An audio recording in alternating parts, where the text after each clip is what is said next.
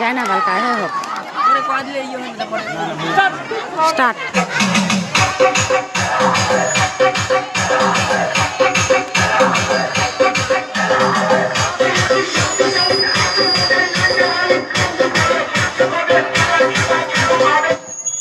কাকি আউট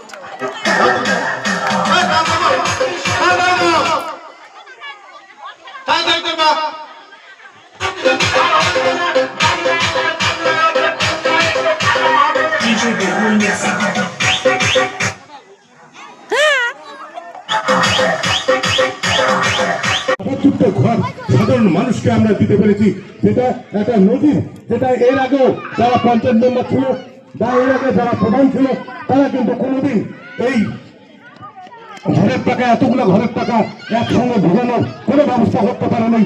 সুতরাং এবার মমতা ব্যানার্জির সামনে বিধানসভা ভোটকে সামনে রেখে এবং আপনাদের কথা চিন্তা করে সারা পশ্চিমবঙ্গের সাথে সাথে আমরা বহরমপুর এবং কলোনিবাসী প্রত্যেকেই কিছু না কিছু ভাবে আমরা উপকৃত হয়েছি।